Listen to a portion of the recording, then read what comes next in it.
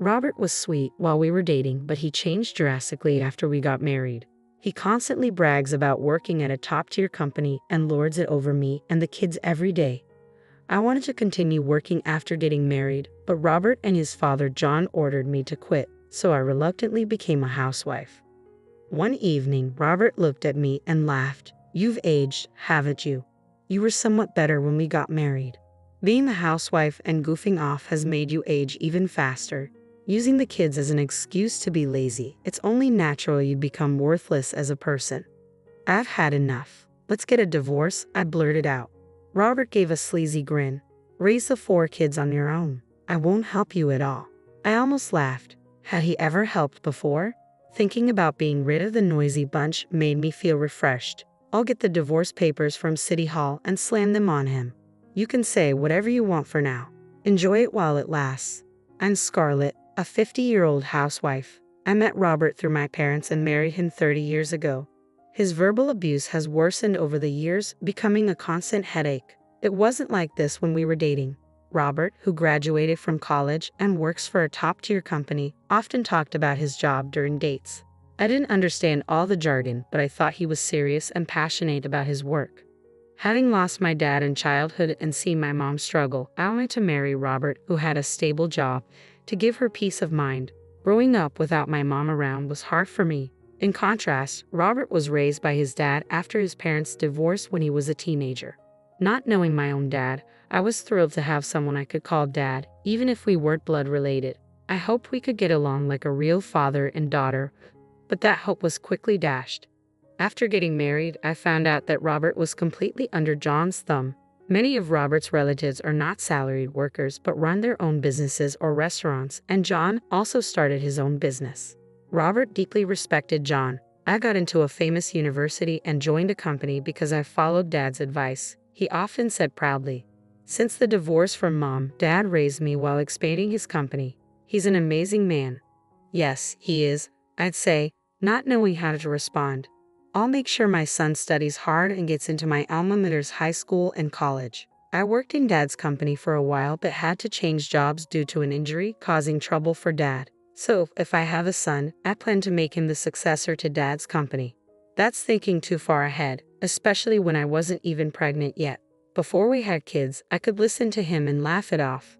But after giving birth to girls in succession, Robert and John gradually started to treat me coldly. When our 3rd daughter was born, John visited the hospital room, looked disdainfully at the baby sleeping in the bed, and clicked his tongue. "Another girl, hey? Robert, you've got a failure for a wife." "I'm sorry, Dad," Robert said. "Scarlett, if the next one's a girl too, we're getting a divorce. A wife who can't produce an heir is useless to us." Exhausted in bed after a difficult birth, I couldn't stop crying at their cruel words. The thought of divorce crossed my mind then. Later, when our son Thomas was born, John doted on him. Robert, John, and Thomas would go out to see animated movies, buy toys, and John would give Thomas an allowance, leaving Thomas confused and the daughters complaining to me about John. Every time I slightly burnt the food or a speck of dust fell after cleaning, Robert dramatically lamented and mocked me. "If this were your job, you'd be fired immediately."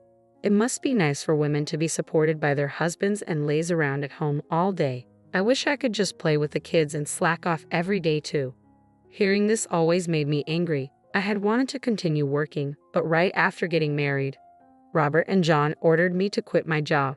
"Are you sure you can handle your duties as a wife perfectly if you're going to slack off? Quit your office job," Robert said. John added, "That's right. You have to take care of him and do the housework perfectly. You don't need to work. His salary is enough to live on." I was appalled by their outdated attitudes but didn't want to argue with my husband or John as a newlywed, so I obediently complied. After Thomas started elementary school, I tried to re-enter the workforce as a full-time employee but was rejected everywhere. The reason was always the same. Having 4 children, they assumed I'd likely take time off for sickness or other issues. Reluctantly, I became a housewife and Robert treated me like a servant, constantly finding faults and criticizing me as a useless housewife. He used his busy job as an excuse to dump all household chores and parenting on me. I didn't mind handling the housework since I was a housewife, but whether I was sick or sleep-deprived after childbirth, he acted as if it had nothing to do with him, showing no support at all. Recently, I've been sleep deprived because of the baby's night cries. Robert, you're off tomorrow, right? Could you take care of the child for one night? Ha! I finally get a day off. Don't ruin my precious holiday. Taking care of the baby is a mom's job. You can at least handle that much. When I was at my limit after days of only 2 hours of sleep and asked Robert, who was laughing loudly at a video with a beer in hand, for help, he yelled at me. Another day, when I wanted to consult about the kids, he said, "You're an adult. Think and decide for yourself. You're a veteran, having raised 3 already. Don't rely on others." If he came home to find children's toys scattered on the floor, he'd immediately get in a bad mood. When I'm tired and come home to see the house in a mess, I lose the will to come home. You've been home all day, right? It should be clean. I'm sorry, Thomas was crying, and it was hard to prepare dinner. I'll clean it up now, I said as I gathered the toys. Robert's sarcasm rained down on me. Thomas is spoiled because you're not strict enough. You're a failure. This makes you unqualified as a mom. Spoiled. I wondered. Thomas was only 5. It's natural for him to assert himself, but such comments felt like a stab in the heart. Hey, don't look so glum. It ruins the meal. It's annoying, so go to another room with the kids. Robert waved me away. Our eldest daughter, Madison, glared at him. Dad, why say that when you're eating the meal Mom made? What did you say? A girl talking back to her dad. If you're going to complain, then leave. Madison, don't say such things to Dad. Let's go upstairs. I calmed Madison down and took the younger kids upstairs. Once we were in our room, Madison burst out. Why do you stay silent, Mom? You should talk back to Dad. Doesn't it make you angry being told such things? Why not just divorce?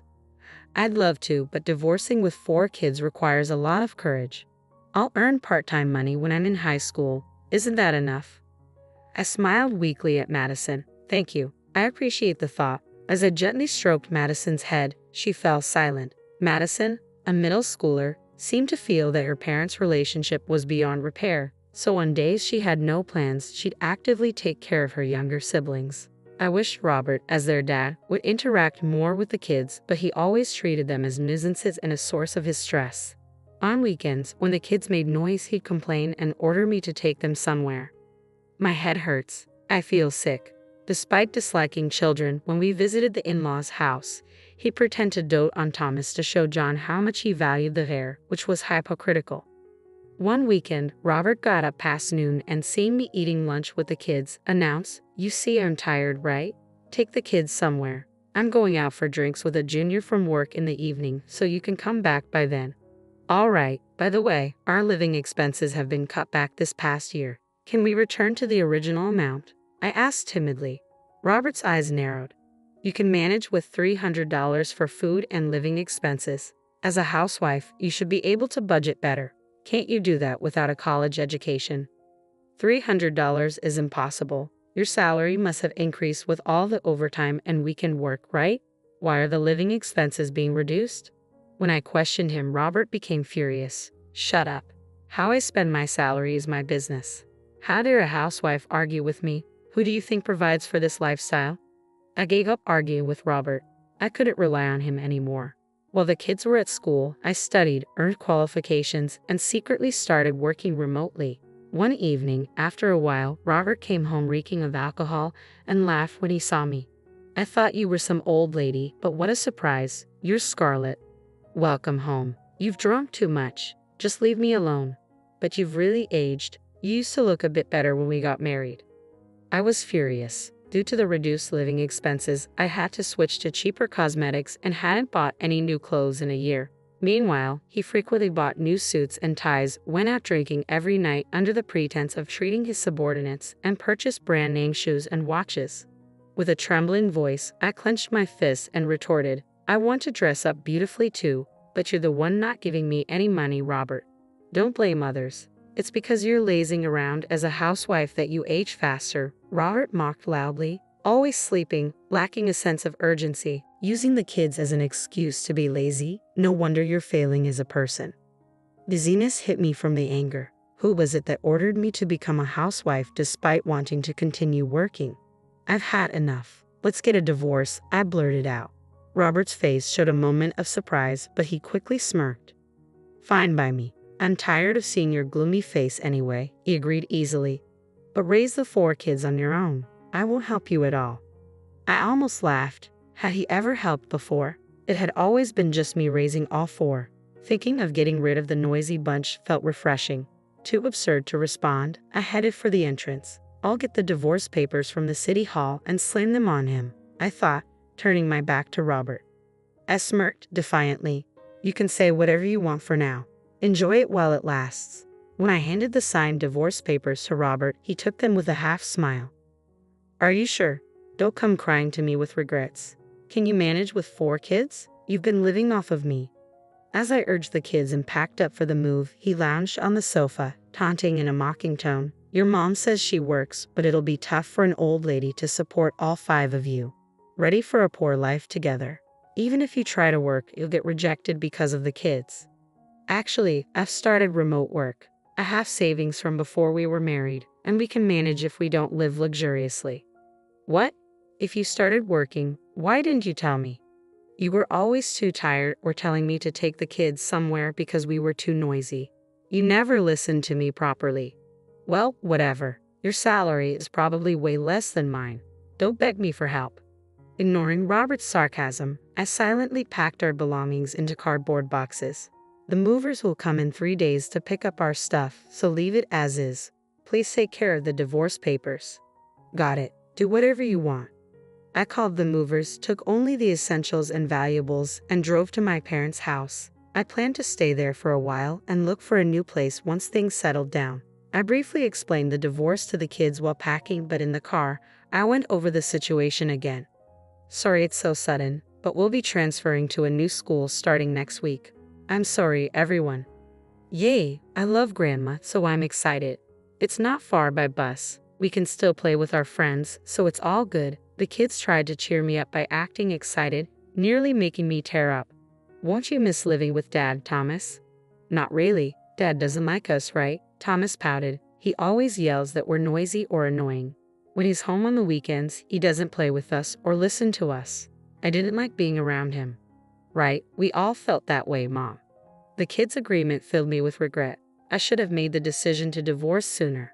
When I called my mom to explain, she was surprised and saddened. Robert always played the good husband and dad when we visited my parents for Christmas, so my mom thought we were happy together. She was heartbroken by the news. After the kids went to bed at my parents' house, my mom told me, Scarlett, you can stay here as long as you like. We'll manage the living expenses somehow. Thank you, but I'll be okay. Could you introduce me to a lawyer, though? Of course, but you'll have to wait a bit since I'm fully booked right now. Let me know if there's anything you need help with, okay? Understood, I replied. My mom's strong words resonated with me. 6 months after the divorce, my children and I were starting to adjust to our new environment. As I returned home from shopping, I found Robert standing in front of the gate. His hair, now mixed with gray, was unkempt, and dark circles under his eyes made him seem utterly disheveled. He lunged at me as soon as he saw me with my bag, but I coldly shrugged him off. Who are you? Come on, don't be like that. I'm your master. I don't have a master. What does my ex-husband want at my parents' house? I asked, pushing him away. Robert began to rant in a near frenzy. I was suddenly kicked out of the house. What's going on? It wasn't sudden. You must have received several notices about paying the rent, right? If you ignore them, getting kicked out is inevitable. Why should I pay? Because you are the tenant. Hearing the commotion, a middle-aged woman from the neighboring house peeked out of her front door. Scarlett, what's happening? Should I call the police? No, it's okay. It's just my ex-husband who has come over. The woman glanced at Robert and frowned. Ah, that one. Scarlett, let me know if you need anything. With that, she disappeared back into her house. What have you been telling people about me? Let's go inside. We're causing a disturbance. Ignoring his question, I led Robert into the house. As soon as we were inside, Robert sprawled on the living room sofa and downed the coffee I offered before returning to the topic. That house was bought by your mom, wasn't it? Yes, but the deed was in your name, Robert. You were too proud to have it in your wife's name, saying it would be embarrassing. Robert seemed to remember, tilting his head as if to say, that's right. But back then, you were just a regular employee without enough money to pay the mortgage, so my mom used to transfer money into the account every month. Oh, that's right. Then stopping the transfer suddenly would be a problem for me, wouldn't it? You're dumb. Can't you understand that? I sighed, holding my forehead. Who's the dumb one here? Who in the world keeps paying their daughter's ex-husband's mortgage? Robert frowned. Your mom's rich, right? If she has money, she could have continued paying. It's unfair. Families should help each other in times of need. Who was it that told me not to rely on others when I needed help with child care? And aren't you a senior manager at a large company? Why are you so broke? Pressing him, Robert became flustered and replied, You know why. I was treating my subordinates. It's an important duty of a superior. At the expense of our household budget, the time you reduce our living expenses coincides with when you started working overtime and on weekends. Robert's face stiffened at my observation. I had to maintain communication and motivate them to work harder because of the increased workload, Robert explained. Oh, I see. So you're kind to subordinates but cold to your own children and wife. Subordinates are different, they're endearing. Ah, I see. How about this suggestion? If you're kicked out, why not stay in a business hotel? I got some hotel vouchers from a friend of my mom's who runs one. Robert's eyes widened. Really? You give that to me? I have plenty, so I don't mind sharing a few. You do have your generous moments. I'll be sorted by this weekend, so that'll do. Handing over the hotel vouchers I received from my mom, Robert left in a good mood. Everything seemed set. On the weekend evening, while watching animal videos with the kids in the living room, the doorbell rang. At the door were Robert and John. I swallowed my surprise as they barged into the living room. John surveyed the relaxing children and bellowed, Watch such nonsense. That's why you're all so childish. The pleasant atmosphere of our weekend shattered, and the kids teared up from John's thunderous scolding. Then John turned his anger towards Robert. Robert, are you really leaving Thomas with this woman? What about the talks of him being the heir? I want her to struggle raising 4 kids on her own to make her realize how much she depended on my earnings, Robert declared arrogantly. If you want an heir, I should marry a younger, more obedient wife and have new children. I guess you're right. Find a new wife quickly. Their conversation made me feel sick. As always, they only saw a wife as a tool for producing children. Are you too daft? Robert flashed a malicious smile. We've come to demand compensation. What? Neglecting your husband's care while fussing over the children is a grave sin. You and the kids made it impossible for me to relax on weekends, causing me stress. So I'm claiming $10,000 for nuisance fees. I agree with Robert. A wife should prioritize her husband over the children. Neglecting the husband's care shows a lack of awareness as a wife. It took me a while to grasp Robert's words. I thought they were joking, but seeing John's intimidating presence, it seemed they were serious. A headache began to form. I wanted to commend myself for enduring years with such a person. As I pondered how to respond, Mom appeared at the open living room door. What a lively scene, she spoke in a calm tone. A man in a suit stood behind her. As planned, Mom had brought a lawyer. Relieved, I glanced at John, who had turned pale and was trembling. The once aggressive man seemed entirely different. Hello, Scarlett's mom. Dad, please explain the situation. Robert, too, seemed taken aback by John's sudden change. Regaining my composure with the appearance of allies, I left the room, fetched a large envelope from the bedroom, and returned to the living room after sending the kids upstairs with Madison. Leaving only adults, I laid out the contents of the envelope on the living room table. Mom, you finally got the lawyer's time. I'm sorry for the wait. Since your husband is here, may we discuss the compensation and child support claims now? Compensation. Robert looked puzzled, and I explained. Since you stayed in the hotel we specified, it was easy for the detective to gather evidence. You were even caught getting cozy in the car, resulting in many shots together. As I spread out the photos proving his infidelity, Robert was speechless. Eventually, he snapped back to reality and exploded. You had me stay at that hotel just to have a detective follow me? That's despicable.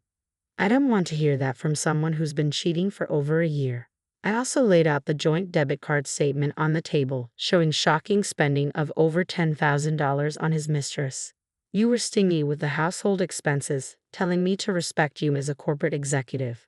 Yet as a father and husband, you're the worst. John spoke softly after a silence. So it wasn't you, but Robert who was having the affair. That's right, she's making a big fuss over a mere affair. Truly a worthless wife, Robert retorted carelessly. John glared sharply at Robert. You damn liar. John suddenly exploded, and I tentatively asked, What did you hear, John? Jane explained with a displeased look. Robert told me that you were the one cheating, neglecting the kids and housework, dumping everything onto him. He also told me how you threatened to take the kids and leave, and he came to ask me for help. What? That's all lies. Would you like to hear the recordings of Robert with his mistress or the verbal abuse towards me and the kids?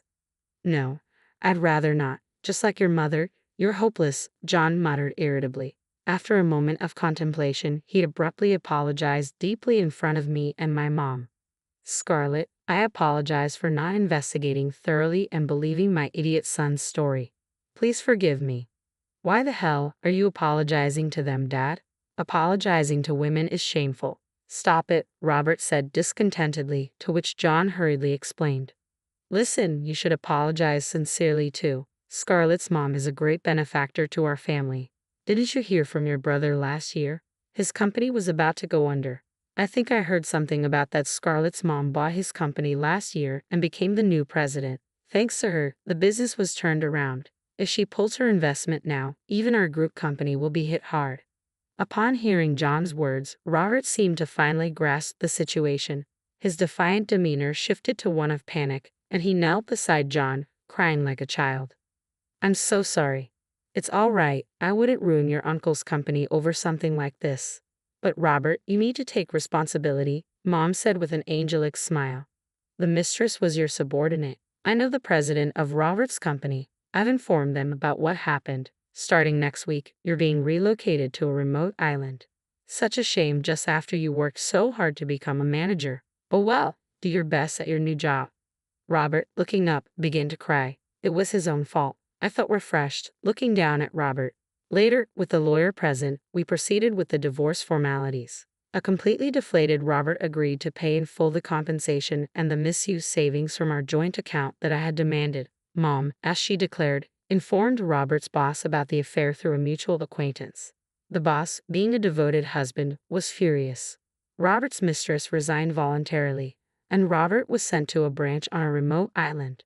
Demanding and receiving compensation from the mistress in a lump sum, I learned that Robert had fallen from his elite path. The mistress quickly dumped him, bound to start over. Robert, however, faced ridicule for the reason behind his demotion and, feeling unbearable, quit the company. Burdened with a huge debt from repaying me in monthly child support payments, Robert was working multiple part-time jobs from morning till night. Estranged by John, he was living a lonely life in a dim apartment. Meanwhile, John, having injured my mom, faced cold treatment from relatives. After employees complained about his tyrannical behavior, his company faced a strike, leading to its collapse. Now he's working part-time at a restaurant, berated by a younger manager. While Robert was preoccupied with his affair, I saved money through remote work and bought a second-hand house. Moving in with my children, I found the memories too unpleasant and had no intention of returning. The children, now free from Robert and John, were noticeably happier and more comfortable. On long weekends, we visited my mom's house, enjoying cooking and chatting together, which became our latest pleasure. I plan to continue remote work and once Thomas is a bit older, look for a full-time job again. With occasional support from my mom, I want to live happily with my 4 children.